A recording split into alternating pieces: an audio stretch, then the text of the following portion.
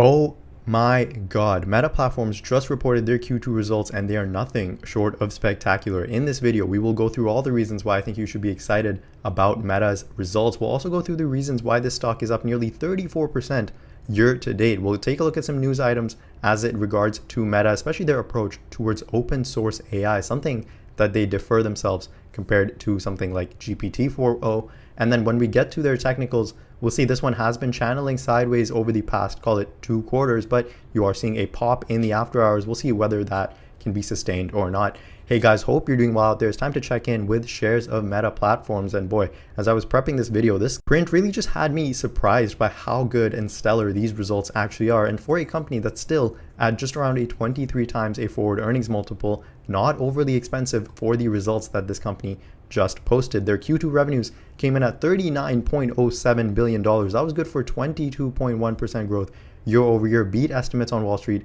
by nearly 760 million. In fact, the high end on Wall Street that 45 analysts projected was for $39.03 billion.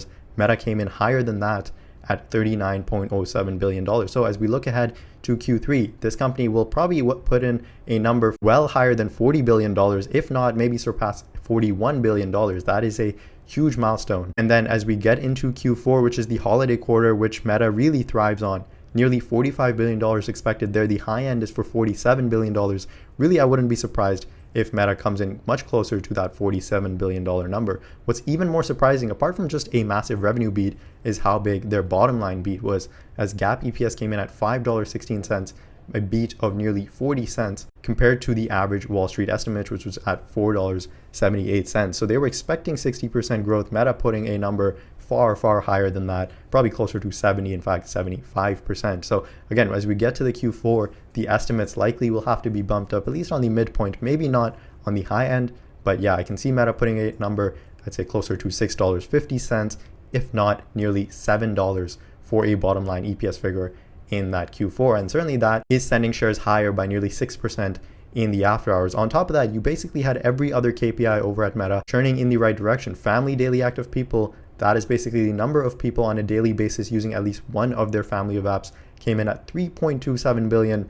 That was higher by nearly 7% year over year. So anytime you think that Meta just has tapped out on the number of users that are using their platform, yeah, you basically see a high single digit rise on that family daily active people. On top of that, you're also seeing more ad impressions, certainly healthy for the ad market, certainly healthy for things like YouTube, even Google search. We saw last week was extremely strong, that translating perfectly over onto Meta's ad impressions, which were up 10% year over year. The average price per ad as well up nearly 10% year over year. That really helps the average revenue that they generate per user that uses their platform. On top of that, this company is basically a well-oiled machine at this point, as they're controlling their headcount, which was actually down 1% year over year. So despite raising your revenues by 22%, their headcount actually decreased by 1%, really kicking in those efficiencies that Mark Zuckerberg and Meta really implemented last year. So when we get to their margins and their operating expenses, you'll see just how nicely those have been controlled. Before we get into all of that though, let's take a look at third quarter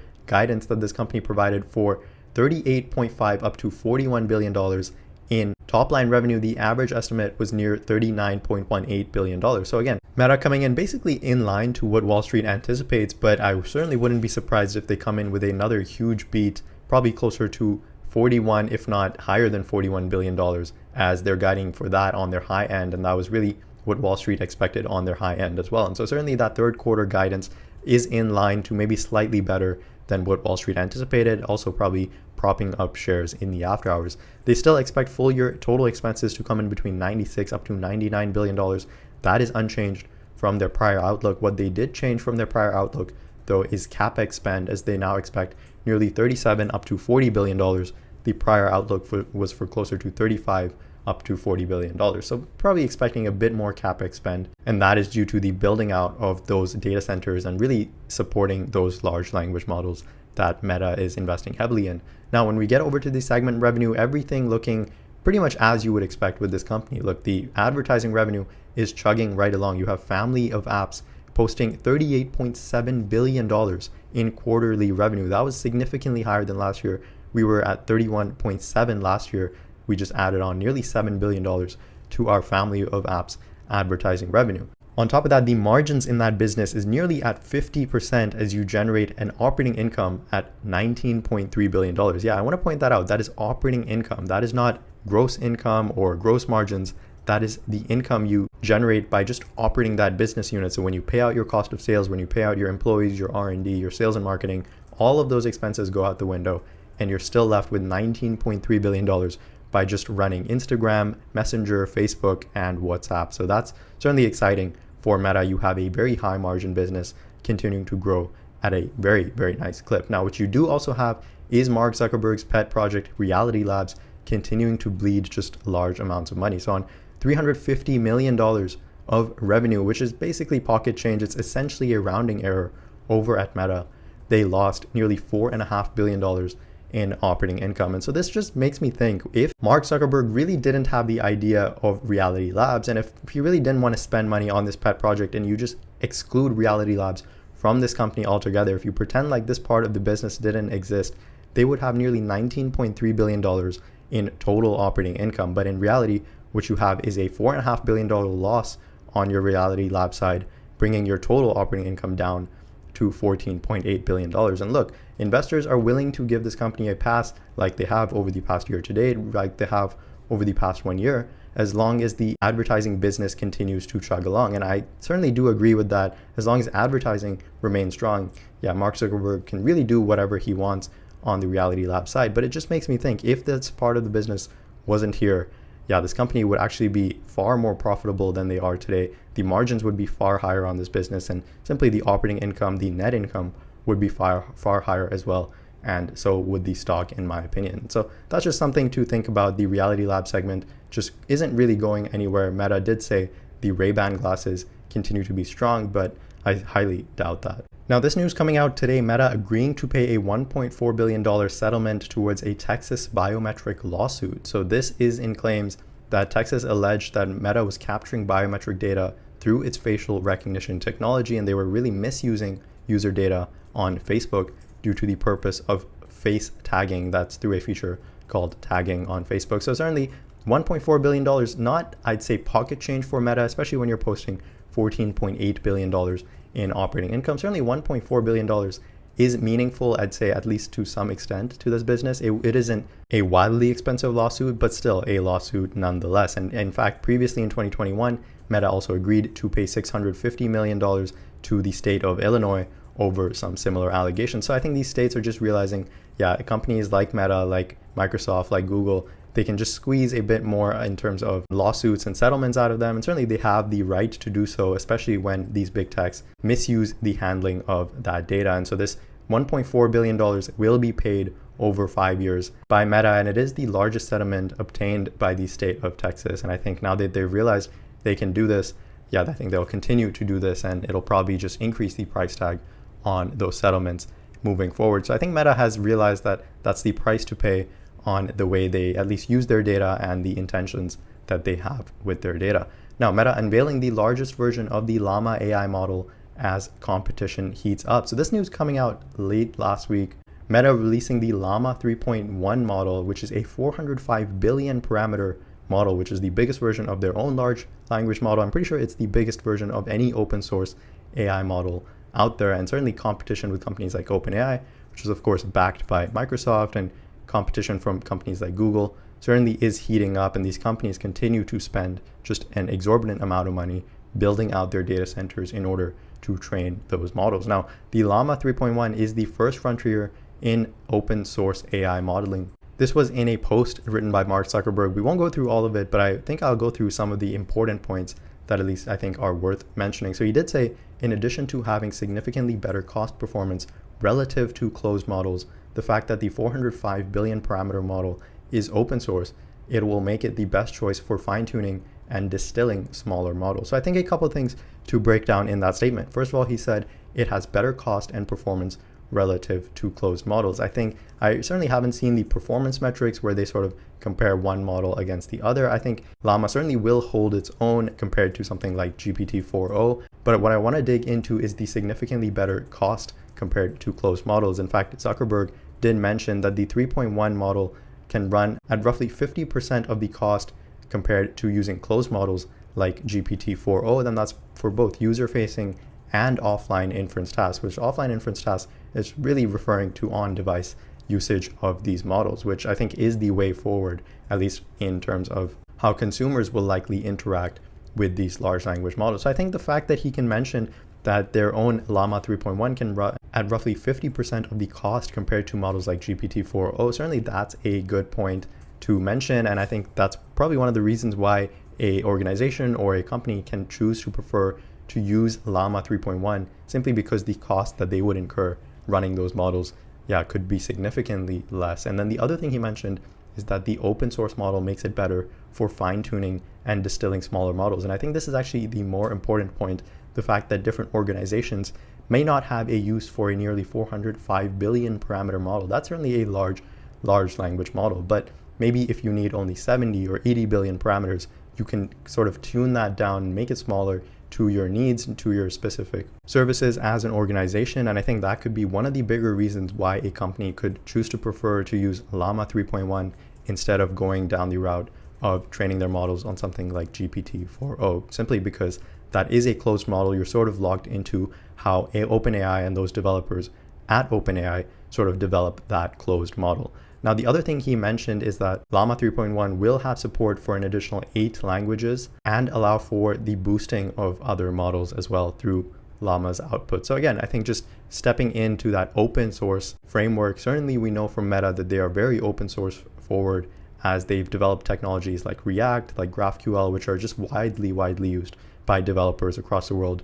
And they initially started off as open source projects that Meta themselves would use internally, and then as developers sort of added on to their features and to what they needed, they are now just widely used technologies in at least the developer world. And I think that's what Mark Zuckerberg really wants, is Llama 3.1 and really the Llama model to be the open source AI from a developer's perspective. And really this letter goes through all of that. It is a pretty interesting read. It certainly does have its bias associated with it, especially coming from Mark Zuckerberg and Meta themselves. But I think the fact that OpenAI chose to go down a closed source model and now Meta is stepping in with the open source framework, I think is just showing a bit of irony to that, but also showing Mark Zuckerberg and really Meta's hatred towards anything closed source, especially when it comes to OpenAI. But I think even more so when it comes to companies like Apple, that they've really been locked into their closed ecosystem for a long time at this point. So I think we just have to wait and see. I do certainly like Meta's approach in terms of open sourcing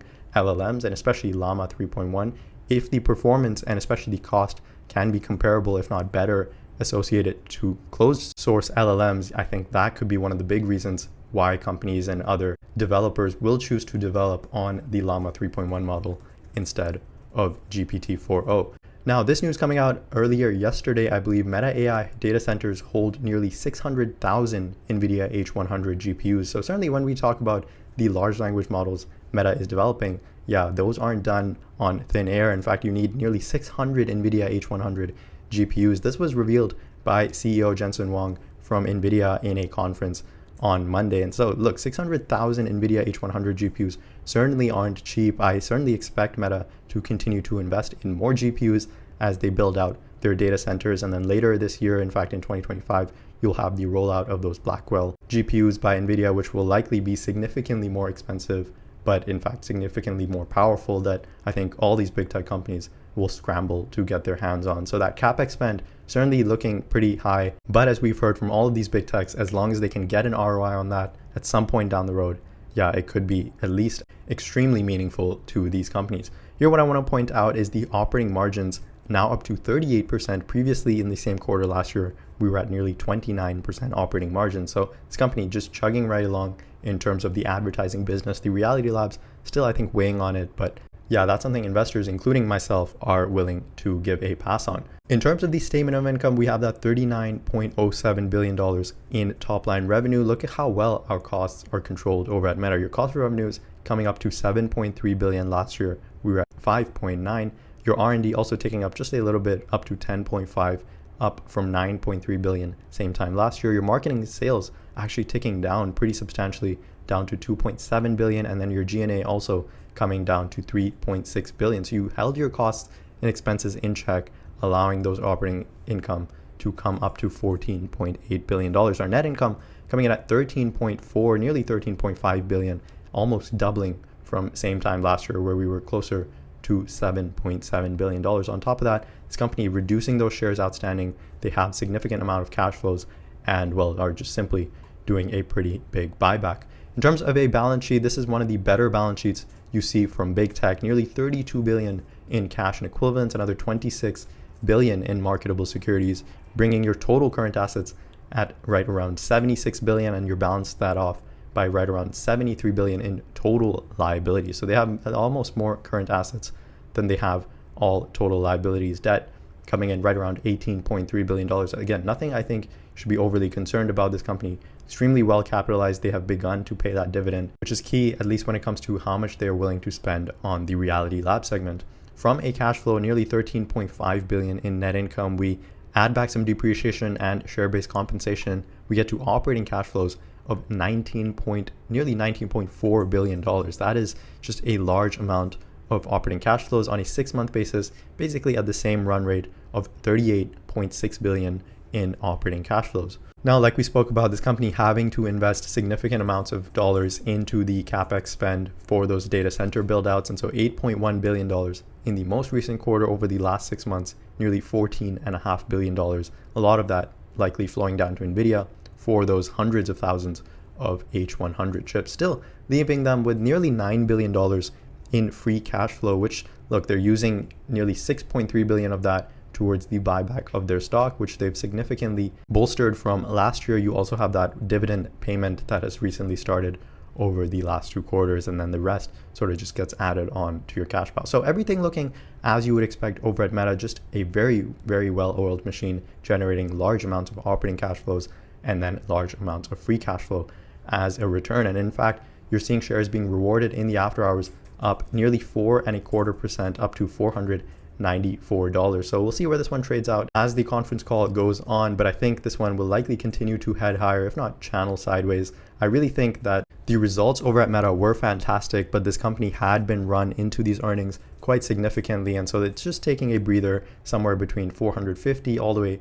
up to $530 a share. Really, that's your point to if you want to maybe accumulate fractionally anytime shares of Meta come down to this $550 range. I think that's a point where you can maybe step in, pick up fractional shares, or maybe 1 or 2 shares if you'd like. This one, I'd say it will likely chop sideways into the near future. Once you break higher than your $530, well, then look out above. You have clear skies and really no resistance above that. I think there were nothing in these results to really power shares higher than your $500 range. But certainly if you can continue to chop sideways for maybe another quarter or so, this company's valuation will begin to come down, and then where shares of Meta can move higher pretty rapidly. In case you get a breakdown to the downside, I think your first level of support is at $450. You have this sort of gap that's sort of been filled out halfway, but if you do get a breakdown, I expect that gap to almost nearly be filled to a T. And if you come down to this $400 range, I think that's where you begin to pick up shares of Meta a bit more aggressively. This is one that reminds me very much of Netflix, that you are in a continuous uptrend, and on really any major decline, you should step in and pick up shares. If you have a position, I think at these levels, yeah, you can continue to hold your shares, as there's no real reason to come in here and sell shares on this fantastic Q2 earnings report. On top of that, you now get a dividend, which will likely turn into a great dividend growth story as well. That was my take on shares of Meta. I think a fantastic quarter, probably a stock that continues to chop sideways despite these fantastic results, but I think one that you can incrementally add on any significant pullback. Let me know your thoughts on this one in the comment section below. As always, thanks so much for listening, and I'll catch you guys in the next video.